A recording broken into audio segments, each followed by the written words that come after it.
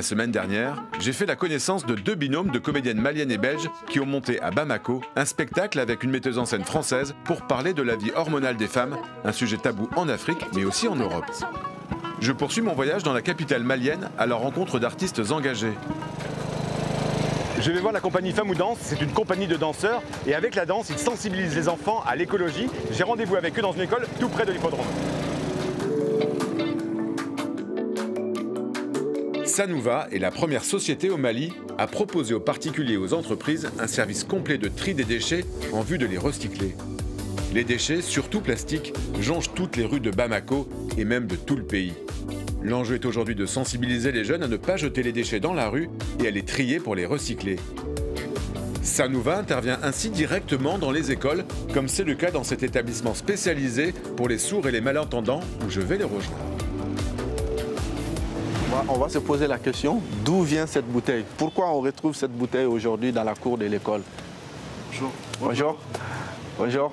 Comment est-ce que cette bouteille a été fabriquée? Ça vient d'où? Les jeunes réagissent en langue des signes et leurs propos sont directement traduits en français. Ils sont invités ensuite à un atelier pratique, le nettoyage de leur cours d'école, l'occasion d'échanger avec Mahamadoun, le directeur de Sanouva. Mahamadoun, le plastique c'est quand même un fléau en Afrique. Absolument, un terrible fléau au Mali. Qu'est-ce que tu essaies de transmettre aux jeunes à travers vos ateliers? Qu'ils prennent conscience des types de déchets déjà qu'on retrouve dans la cour de leur école, dans Bamako et un petit peu partout dans le monde. Qu'est-ce que ça vous fait aussi de faire ces ateliers auprès d'un public sourd et malentendant?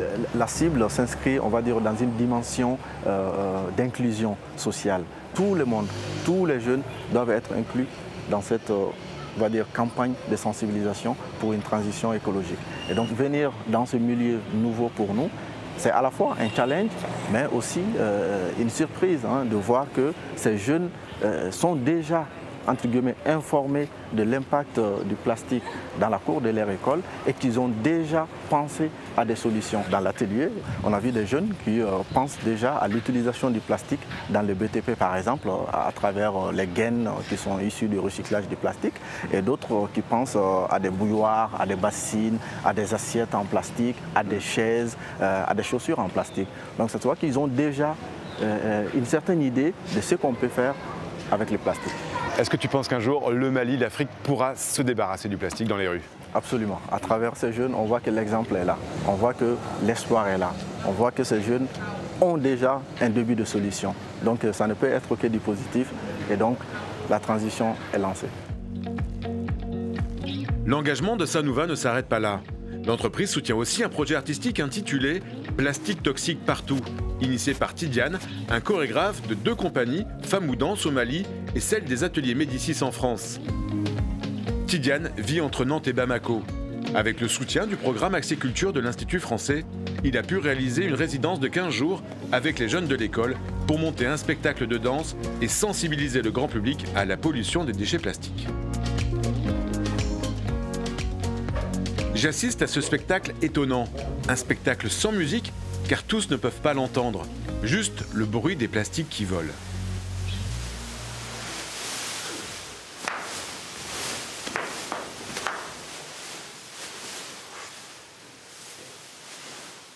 Pourquoi c'était important pour toi, Tidiane, de travailler avec ces jeunes-là? Pour moi, c'était important aussi de faire avec eux parce que je pense que les actions culturelles ne sont pas beaucoup dans les écoles au Mali. Du coup, c'est une manière aussi de participer à l'action sociale dans une école, en fait. Parce qu'à travers l'art, on peut changer les visions, on peut changer des mentalités. Pourquoi c'était intéressant de travailler avec des jeunes aussi malentendants? Le public malentendant, et moi, ce que j'ai aimé avec eux, c'était qu'on peut communiquer sans parler. Il y a une barrière de langue, de parole, mais en même temps, moi, je suis danseur. On a quelque chose en commun qui est le corps, le langage du corps. Et puis, ils font des signes, et des fois, j'arrive à comprendre un peu. Et puis aussi, j'ai une danse dans un spectacle où je danse juste avec des mains, juste avec des doigts. Ils ont beaucoup aimé ça parce qu'ils parlent aussi avec beaucoup le corps, avec la main, avec les doigts. Tu parles un petit peu la langue des signes? Je crois que je commence à créer mon propre langue des signes, à dire venez, ensemble, Et comme ça. Et bravo. Voilà. Et comme ça. Pourquoi c'est important pour toi en tant qu'artiste de travailler sur cette question de l'écologie?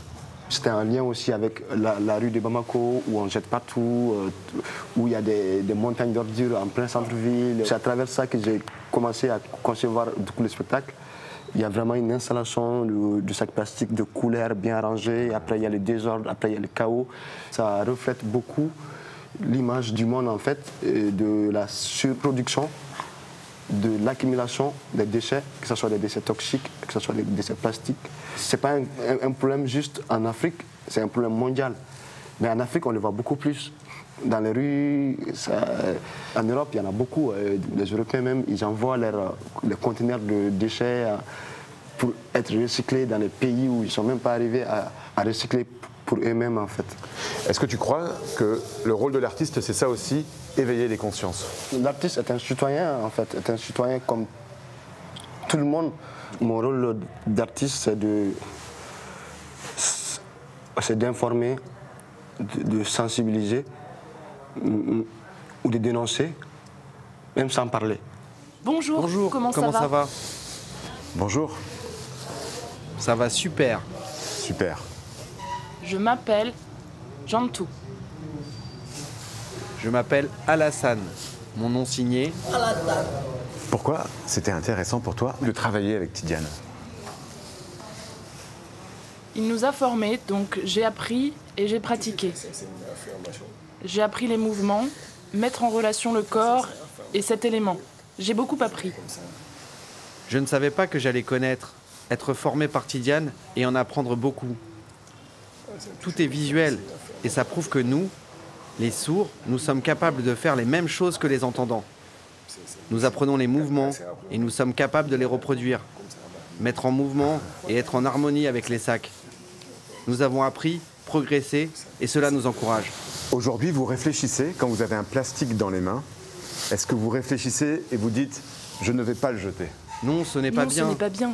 Il faut les mettre dans la poubelle. Il faut les mettre dans la poubelle.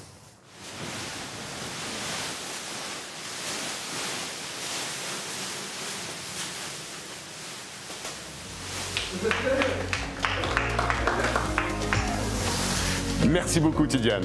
Alors si vous souhaitez en savoir plus sur le projet Femmes ou Danse, c'est très simple, rendez-vous sur notre site internet. Nous on se retrouve bien sûr la semaine prochaine pour une nouvelle destination. D'ici là, très bonne semaine à tous sur le Lens francophone. Salut. Merci à vous. Merci.